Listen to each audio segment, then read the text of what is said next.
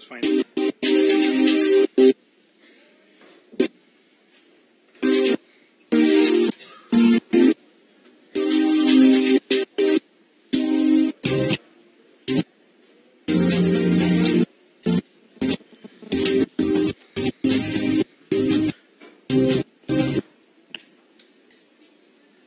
I'm happy to be with all of you.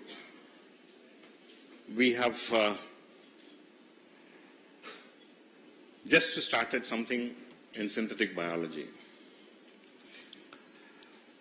And in my opinion, as I just mentioned a few minutes ago, we don't have too many laboratories in India which are actually engaged in synthetic biology.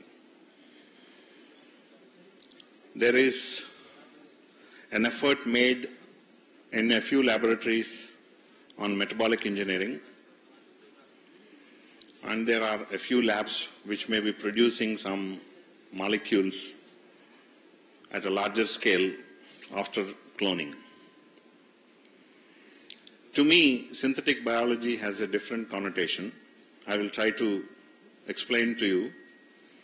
Rather, I will spend more time in India on actually clarifying my own concept of synthetic biology. By way of doing that, I will make an effort to clarify your concept of synthetic biology.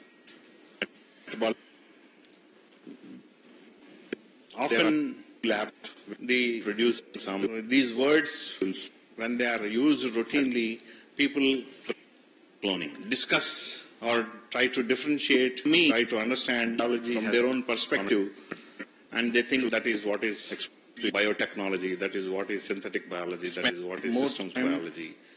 Anything that we do, we have a mechanism to put it in that and then say, I'm in that area, which often is not a good practice.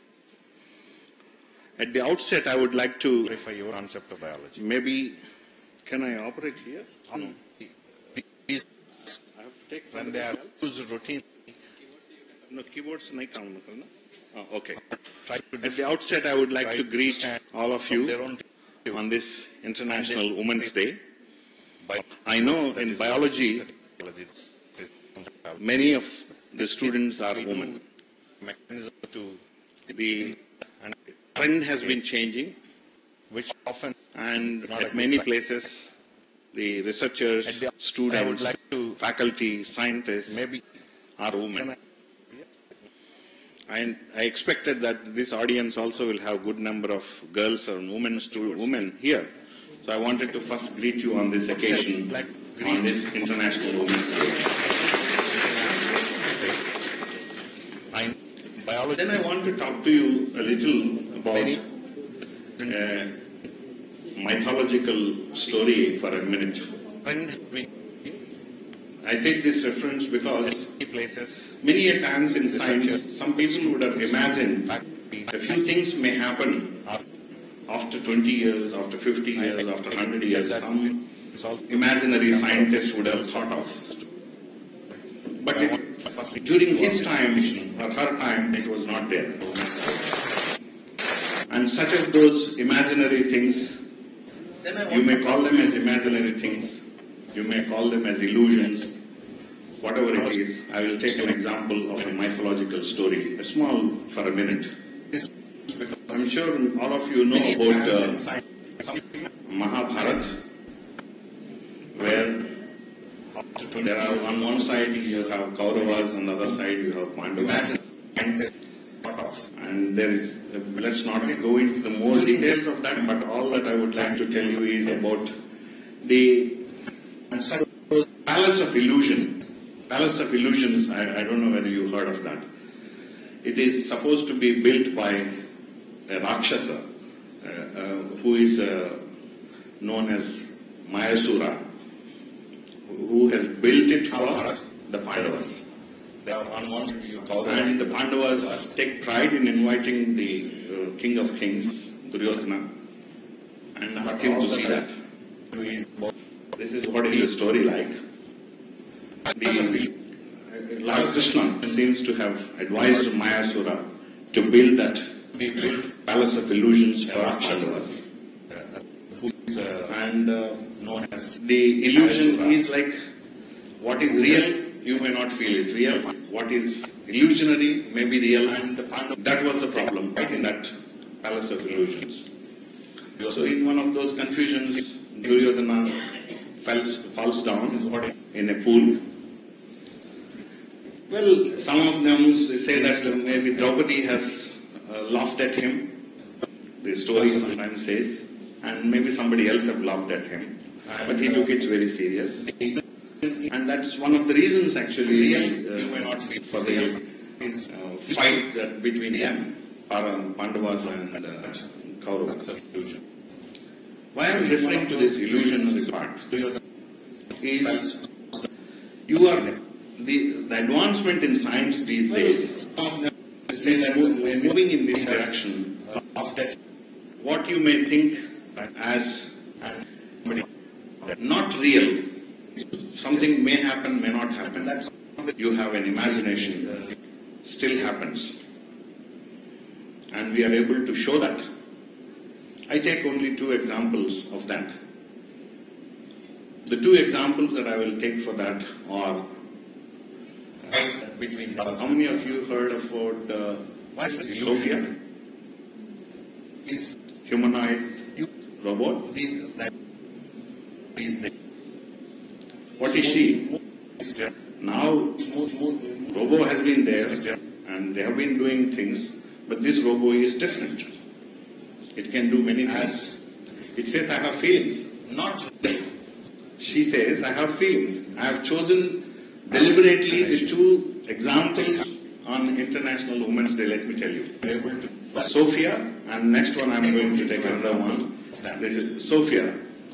She even answers in a TV interview that who is her favorite film star, an Indian film star. She says Shah Rukh Khan. That is Sophia. When just last month we have come to know about this has been released in a conference and people have known about it. This is more because of artificial intelligence that we have mastered. And we continue to master. It is not that we have mastered everything. There may be more and more advancements to come. There is also a danger when many of these advancements take place, some of the jobs are lost. There is also advantage, there will be new jobs. Let's not debate on that right now. The second one that I will talk is about Cynthia, which must be familiar to many of you, a discovery of 2010 by Greg Venter, who has synthesized an artificial microbe, synthesized a microbe, which was non-existent. He has stitched a genome, put all his efforts, and put into one organism. And that organism, when it divides, it will partition the chromosome, the genetic material, and the one which has inherited the introduced genome will survive on a medium of selection, and the one which has been a wild type would have disappeared. Then you have a new organism. He made the artificially synthesized genome functional. Of course, he chose the smallest size of the genome for this purpose. But it is a reality that an organism has been created by ingenuity, by advancement, with the advancement in science. It's a coincidence that both of them depend heavily on the computer. Our capability to utilize the computers has played a pivotal role, whether it is for Sophia or for Cynthia. And if we don't use a computer, if we are not analyzing, if we don't have to, if artificial says that without any of those computers, I am able to do all this, it is impossible. This purpose. That is synthetic biology. I'll come to that.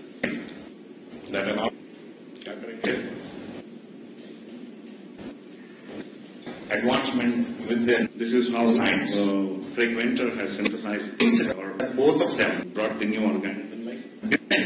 Really on. Now, if you look at one of the reviews that Our capability, most of these works have been done at Harvard Medical School. And in 2008, 18 molecular microbiology reviews. Don't use a computer. Don't have both for therapeutic purposes and for diagnostic purposes. And you can engineer your It is impossible.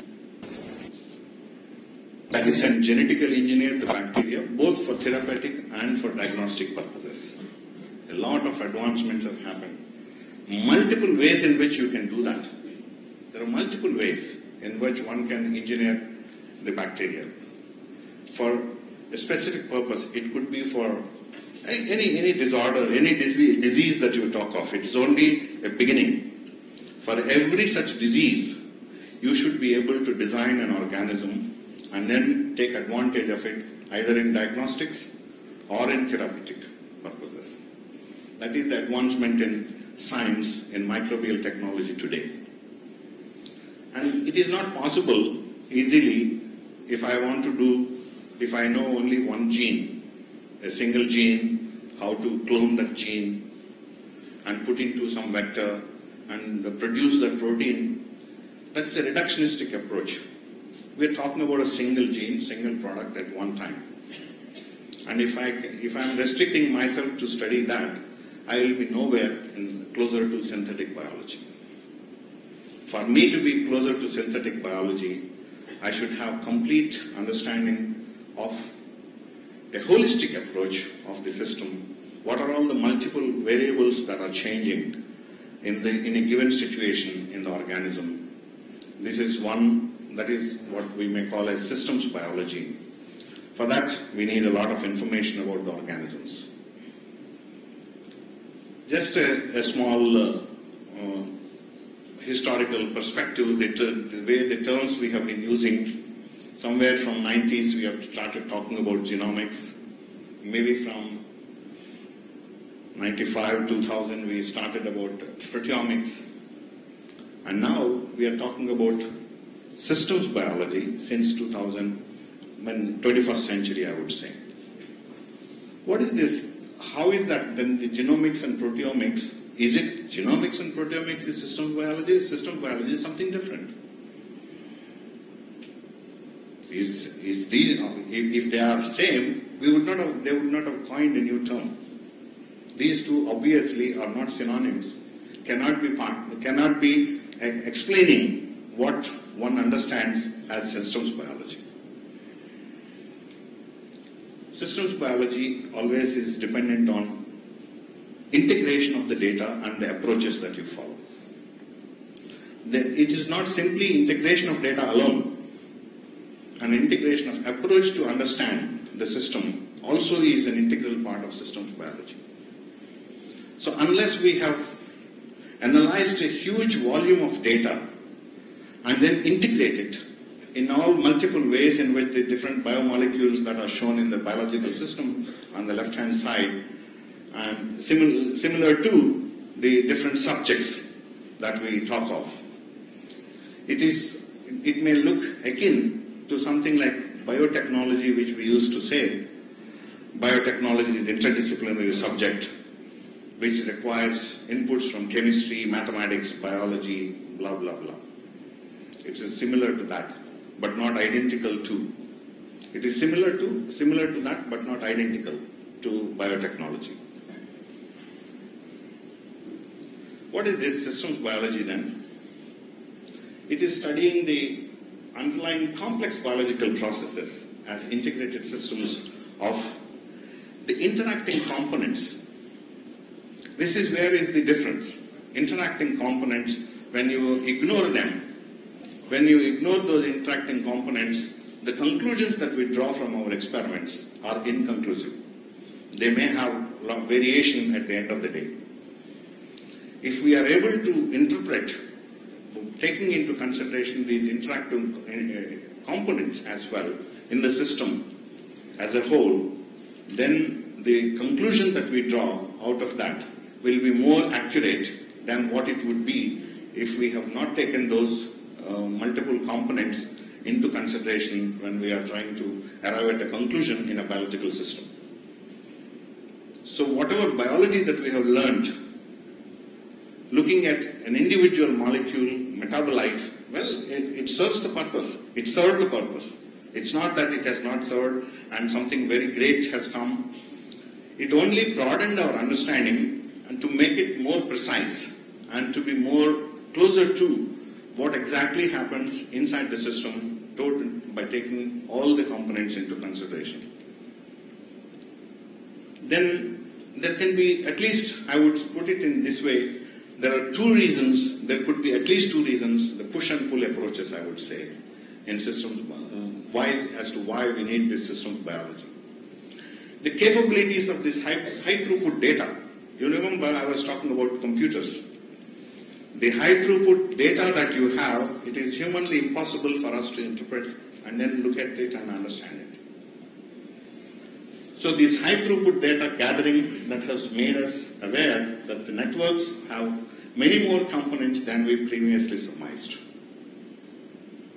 And similarly, on the pull side, the realization that the extent that we don't characterize biological systems quantitatively in their full complexity, the scope and accuracy of our understanding of these systems will be compromised. So this we have to keep in mind. Let's see how we try to differentiate the systems biology versus the traditional cell and molecular biology. The experimental techniques in systems biology are dependent on high throughput data. High throughput. It is not like you do one and you have the data and you start interpreting it. You have multiple data made available. And intensive computation is involved. If it is a simple molecular biology tool, well, you may require a little of computational analysis or computational support or computer-based support, which is maybe just sufficient if you are doing only molecular biology. But systems biology is not like that. Intensive computation is involved from the start in the systems biology in order to organize the data into usable, computable databases. Exploration of traditional biology proceeds by successive cycles of hypothesis formation and testing, and data accumulates during these cycles. That's what happens in a traditional approach. Systems biology initially gathers the data without prior hypothesis formation. Remember this. This is the big difference here. Many a times we are hypothesis driven. But the systems biology, after you have the data, you have your hypothesis. After you have the database that is in front of you, you have then hypothesis. Hypothesis formation and testing comes during post-experimental data analysis and modeling. There is another word that I have introduced, which is an integral part of systems biology, that is modeling. Now, I've talked only about, so far I have not talked about synthetic biology. What is the synthetic biology then? Are these two synonymous then? Since systems biology and synthetic biology, are they synonymous? If somebody asks me, I will say no. Systems biology, maybe in a broader sense, I will say, if we consider biology and biotechnology, the relationship between biology and biotechnology, I will put the systems biology and synthetic biology relation is similar. Okay? Because those terms are more familiar to you, I have put it this way, to make it more simple. What is biology and biotechnology is systems biology for synthetic biology. So biologists study life, specifically organisms and their relationship to their environment. Engineers solve problems using science and mathematics. They use an engineering design process, which is a series of steps towards solving a problem. Synthetic biologists, what are they doing? Solve problems by applying engineering principles to biology. This is a combination of biology and engineering principles. Same is true in biotechnology as well, but I have differentiated between biotechnology and synthetic biology. These two are not same. Hope I made it clear to you. Researchers in this emerging field redesign, I have already talked about, redesign existing organisms and make new ones. there is an entirely a different ball game. Redesigning an organism and bringing a new one. It's not similar to your biotechnology where you have introduced a single gene. There also we have an E. coli which is producing a recombinant insulin since 1979. We talk about it. But it is not, that we have never called it a synthetic biology. Okay? Synthetic biology may provide solutions to problems in areas such as food security, healthcare, energy and environment. Meaning, in every sphere of life, we can find applications for synthetic biology. Then what is the limitation? The limitation is our imagination. The limitation is our capability to handle the tools. The limitation is our capability to have innovative thoughts on in which discipline in which sphere of life that I can make use of this synthetic biology approach. So, well, this is a historical perspective. The birth of synthetic biology, people consider, has only taken place in 21st century, not before that, which required a lot of inputs from genomics, and particularly functional genomics, and proteomics, metabolomics. When all these three have grown and volumes of data has become available, it was slowly becoming possible for biologists to integrate them. And then the synthetic biology has born.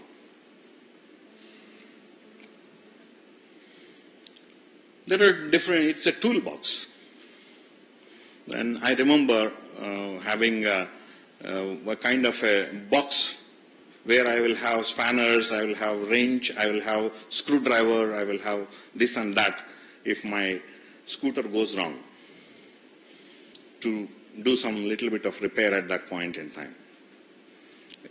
With that toolbox, you need to design, and you need to, it is, in biotechnology we say, cross-kingdom from microorganism to plant, from plant to microorganism, we can express the genes. But when you look at the reality, we might have done 1, 2, 3, not many, several genes at one time in that system. Because there are problems. We have looked at only those genes at that time. We have not looked at the integral parts of it, integrating components and how they are all influencing. We have not understood. We have not understood the complete metabolism also at that time. Complete pathways. All the details were not known. Because of that, there was a limitation. Now, you can divide them into different parts. From any part of this you can take, and finally you can stitch it. You can stitch it. You can see how it is stitched at the bottom. How do I, can I have a way of, okay, no, forget about it. Bring it to full screen. Forget about it, bring it to full screen, yeah. And once you stitch it the way you want, then you put into an organism. That's what is being done there. And the components can be coming from variety of organisms, from a bacterium, from a plant, from a fish, from an insect, whatever. The key enabling technology still remains the recombinant DNA technology. The ease at which you can bring one genetic material, one sequence of nucleotides from one source to another, that remains a key driver. Coupled with capability to follow a molecule. You can track the molecule. You can, that is what is your fluorescent proteins. The other day, Martin Chaffee, the one who got Nobel Prize for green fluorescent protein, he was in our university. We have invited him to deliver a talk. But he is no more fascinated with the fluorescent protein. He is talking some other cancer biology, and he preferred not to talk about green fluorescent protein anymore. But we know how much of a revolution it has made in biology, that our capability to track a molecule, particularly a protein, making use of this fluorescent protein. These two have been the major drivers, while there can be other small things in addition to the computational biology that these are, in terms of biology, these are the key enabling technologies that have facilitated the scientists to move towards synthetic biology. I was reading another article. This gentleman, Sriram Kosuri, was at Harvard Medical School, and now he is working at University of California. I was talking about disruptive innovation. A disruptive innovation which they have published in Science in 2018 January. They were the multiplex gene synthesis in emulsions for exploring the protein functional landscapes. Wonderful piece of work that they have done. And this now expands the scope of this synthetic biology, or rather, it facilitates rapid application of the tools of synthetic biology for different applications. I was also looking at another paper which has come in Nature Chemical Biology. That's in 2017, I guess. No, 2018. A de novo enzyme which catalyzes a self-sustaining reaction in E. coli. This is completely a synthesized one. Every nucleotide of it has been designed, synthesized, and then put into the organism. Now when we can do many more of these, you know what can be done. You know where we stand. You know what kind of applications that you can bring off. I'll slowly move to the second part of my talk. And in this, we are all familiar with microbial cell factories. Microbial cells have been factories, whether you talk about what you call citric acid fermentation, they have been doing the job. Penicillin production, microbial cells have been doing it, we have been using it. But then what is the big difference that we have today in these microbial cell factories? Manufacturing the molecules through combination of metabolic engineering, synthetic biology, systems biology, and process engineering. These are all not conventional words for biologists, actually. When I say process engineering, it's not our ball game. When I say synthetic metabolic engineering, maybe some specialists in biology are able to do metabolic engineering. Not everyone can do that. Systems biology and synthetic biology, unless you are very, very strong in your application of those computer tools and then analyze the data and understand it.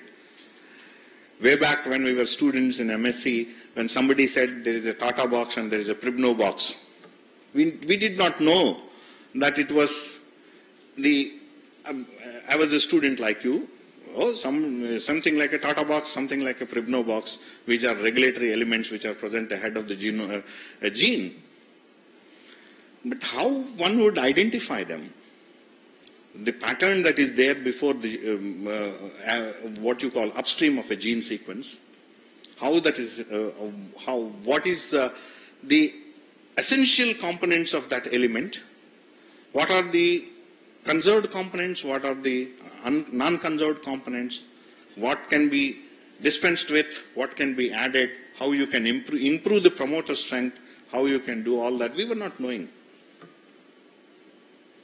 Let me tell you, it was 81. Professor Anjana Desai, now in MS University of Baroda, she retired from there also. She was teaching us this molecular biology along with her husband, Dr. J.D. Desai. Unfortunately, he is no more. These two are teaching us molecular biology with this kind of regulation of lactoperon, regulation of gene expression in prokaryotes. Only that was known at that time. So we can do all this and then convert a designed microorganism, tailor-make an organism as a cell factory. Look at this, the left-hand side. Imagine most of us are biologists, we are always afraid of mathematics and physics. Look at the circuit. When I look at it, my mind is switched off. Okay? Automatically it's switched off. And a synthetic biologist has to understand from there. A systems biologist will design, will set up these things and then say that this is how it is operating. That's the problem for us if we are conventional biologists, that your mind, whenever we see pi square, gone. Whenever we see 4 into some multiples of that, gone. That's our problem.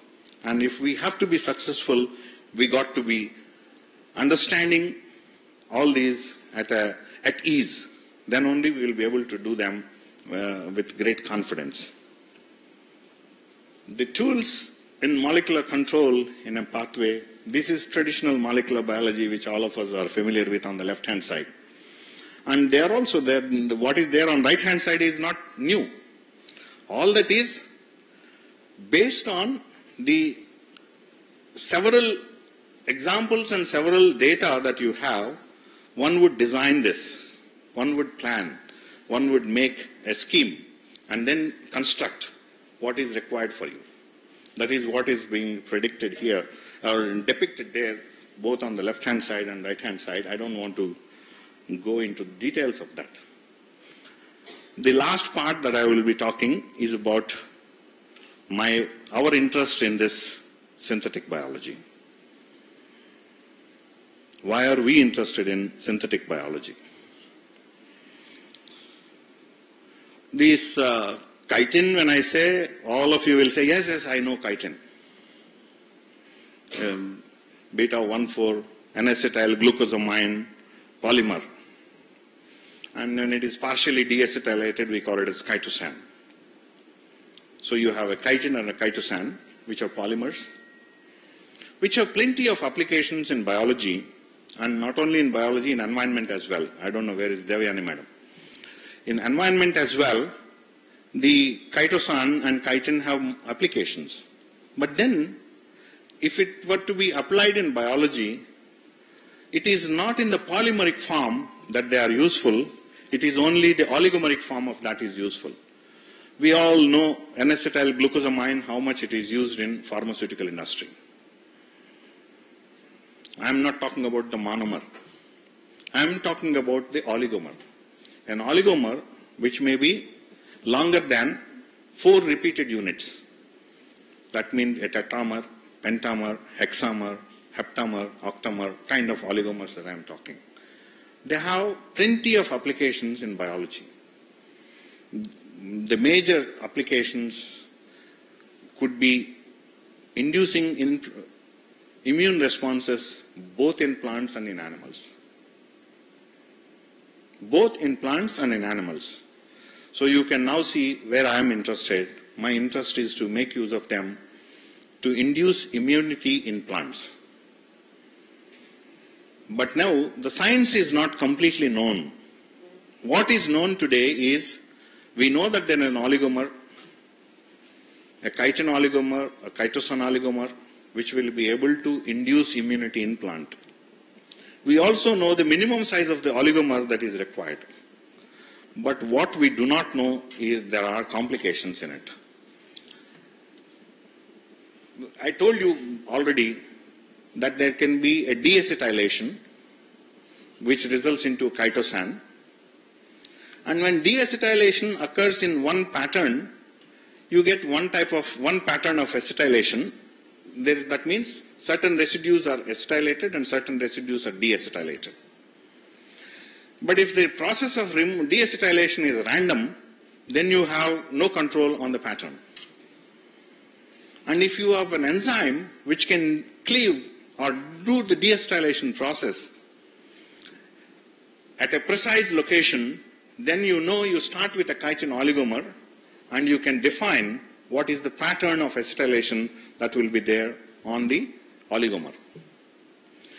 We strongly believe, I was telling Professor Meenu Sharaf this morning, that we have just concluded one project we were part of a European Union project for about, where 21 partners were there, from 21 partners from Europe and 1 partner from India. That was our lab. And when we started working, we had the hypothesis that it may not be only the degree of polymerization of the oligomer which is important. It is also the degree of acetylation of the oligomer which is important. It is not only the degree of acetylation of oligomer, it is also the pattern of acetylation of the oligomer which is also important in inducing immunity either in plants or in animals. This was our hypothesis. Of course, we have strong reasons to believe, and we also have strong evidences that we gathered during the process. But then the challenge is, if I give you a chitin or a chitosan, you will put it to acid hydrolysis and you will produce oligomers. And if you are unable to control the process, you end up producing oligomers which are dimer, trimer and tetramer. Because acid doesn't bother about where it is cleaving. Acid hydrolysis generates all those lower size oligomers. And you can't get oligomers which are longer than 4. Very little of that you get. So in the process you lose a lot of the chitin, although it is second richest biomass on earth. You may lose a lot of it and very little of your oligomer you get. But then you never get the kind of oligomer with pattern of acetylation with different degree of acetylation. Nowhere the chemical process can be used. We can only use a biological process. And there we were successful. In fact, one of our patents was on the transglycosylation process that was carried out by one of the chitinases. That chitinase from Serratia proteomaclans was able to put 2 different chitin oligomers together, shorter oligomers, and synthesize a longer oligomer. It is the reverse of hydrolysis. Chitinase is a hydrolytic enzyme, but it can also do a transglycosylation, and that was the enzyme, that was the process we have patented for synthesis of long-chain chitin oligomers. Then people started, then they were collaborated with us that this group has a method of synthesizing a longer chain oligomers using an enzymatic process. And now those oligomers we are testing, but we are also collaborating with people who can help us to produce oligomers with defined pattern of acetylation. How do we do it? We have to do it by optimizing a process for oligomer production. See, what has been done is by the time we started the project, we already had an E. coli which was producing chitin oligomers. European company has produced, through a synthetic biology approach, they have an E. coli strain which was able to produce at least a few kilograms of oligomers. I don't know, some of you, if you are working with chitin oligomers, you realize 10 milligrams of that you end up paying 25,000 rupees. 10 milligrams, you will pay 25,000. And they were able to produce kilograms of that using E. coli. But they have no clue on what would be the pattern of acetylation and all that, and what would be the degree of acetylation. So this is how we know these chitin oligomers work in plants in inducing immunity. You can see the fungus, the black one on the top, when it is interacting with the plant, plants do release chitinases as one of their defense mechanisms. In fact, they have constitutively expressed chitinases in the intracellular spaces of the plants. That's to protect themselves against the fungi. So those constitutively expressed chitinases in the intracellular spaces, when they act on the chitin cell wall, which is made of, fungal cell wall, which is made of chitin, you see formation of different size of oligomers, randomly cut, and you have different size oligomers. Some of those oligomers can bind to a chitin elicitor binding receptor, which has been identified in 2012, to which it binds, and binding of this leads to what is called as dimerization of that receptor. And sometimes they co-recruit an additional receptor, then it forms a tetramer, a heterodimer, and then transduce a signal downstream into the cell through a MAP kinase pathway, activate the defense responses, defense genes in the plants, and fight against the pathogen.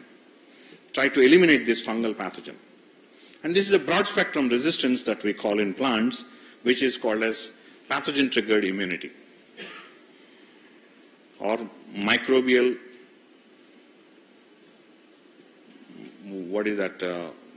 microbe-associated molecular pattern-induced immunity, MAMP.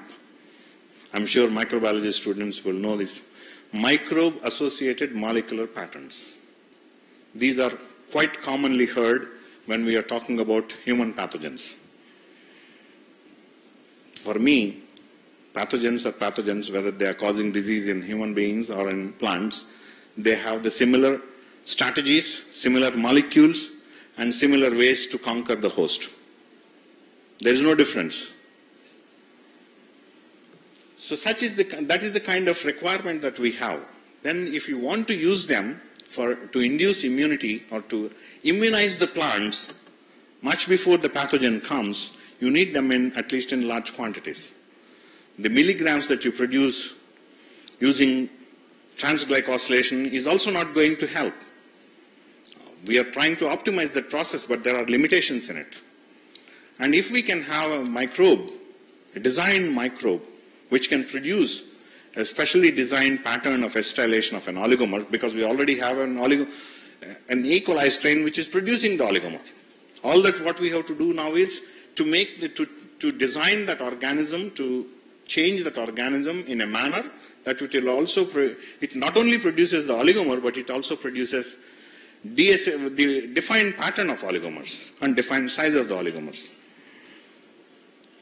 So this is, I think I've already talked about it. These are the conventional methods by which the chitin oligomers are produced, and there could be the biotechnological routes that we can follow for production of these chitin oligosaccharides. And this was, the previous one was a review article that we have contributed to Critical Reviews in Biotechnology in 2015. So these are the things that we have covered there. So now, process optimization. I said my mind is switched off whenever I hear the word process. It's difficult for me to understand what it is, because there are multiple variables in it. And when I have not learned about what are all the variables, under what circumstances each of those variables can influence it, I will never be able to comprehend that, and I will never be able to contribute in that. We have collaborated with a group which does this work from Belgium. So better process parameters for the improved titer from the mixture, which is fully acetylated, or we can have the deacetylated ones, and the different types of the DA, when what we say there is degree of acetylation. The PA, what we say is pattern of acetylation. So we have designed different kinds of constructs, and our interest was to produce, expand the chito-oligosaccharides portfolio. Varieties of oligosaccharides we should be able to produce so that we can test them and then eliminate. Out of these 100 combinations, these are the ones which are biologically active and these are not biologically active. Well, this is how first you need to understand, and I told you the very first process where we have partially acetylated chitosan oligosaccharides were produced. We had to tinker with the cell wall metabolism, cell wall biosynthesis metabolism of the bacterium, because you know your N-acetyl muramic acid and N-acetyl glucosamine, NAG-NAM, is a bacterial cell wall. So the UDP N-acetyl glucosamine has to be channeled for the synthesis of these chitin oligosaccharides. And partially acetylated chitin oligosaccharides we were able to produce making use of a combination of chitin synthase gene to synthesize the oligomer first, and then have a chitin deacetylase from a fungal source, which will do the deacetylation process at selective places. So you have an oligomer and then a pattern that is formed. But that is not sufficient. Specific pattern and with consistency, and I should be able to say that what we have produced is exactly the same any number of times that we produce. So varieties of approaches, varieties of different CDAs that we have worked with. We try to understand the CDAs, we try to introduce those CDAs, and we try to optimize these processes. This is actually a work which was done in Belgium group. This is not a work that we have done. They were masters in this particular technique, the ribosome binding site manipulation or change of the ribosome binding site the way it is required for optimization of gene expression. They are quite familiar with that. They have done all this work for us. And then we were able to produce product profile which will have one direction it goes, that is acetylated residues 4 and one deacetylated, A4D1 when I say that. And A4D1 with the RBS5, that is with one of those mutant forms of the ribosome binding site, the RBS5, we got the highest yield of A4D1. So we built from there. Now you have RBS6 yields highest A4D1. We are further improving them. And we now also have in our portfolio A3D2, collaborative work rather, that we have done in these chitin oligosaccharides. I think this is all I have to say, and I would be willing to take some questions if you have.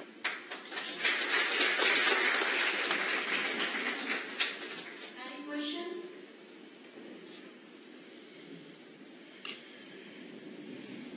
Yes. Sir, my question is not directly relevant to the subject. No problem. Let me see if I know it, I will answer. Sir, chitosan is reported for graft polymerization with the carboxymethyl cellulose. And this kind of polymer blends were used for sustained drug release. So can it be this acetylated chitin molecules can be used similar way for sustained drug release? Okay. While I may not be exactly familiar with the reference that you have talked, I can definitely tell you chitosan and in nanoparticle, in a nano formulation has been adequately tested, and plenty of literature is there on how it can be used for sustained drug release. And just to add, our lab has another patent on chitosan nanoparticles to release an elicitor molecule which induces resistance in the plant. Not this molecule, but another elicitor molecule, a proteinaceous elicitor, we have now patented that.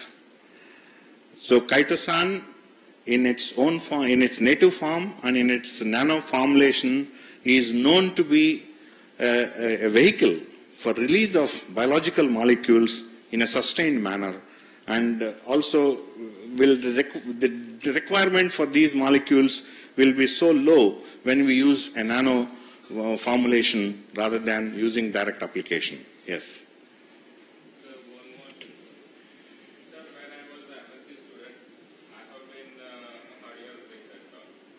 Then later on, when I was a PhD student, I have also hardware research on at Sardar Patel University. Hope I have not talked the same thing again and again. And now being a faculty, I would like to thank you for all these inspiring talks. Thank you, sir. Thank you.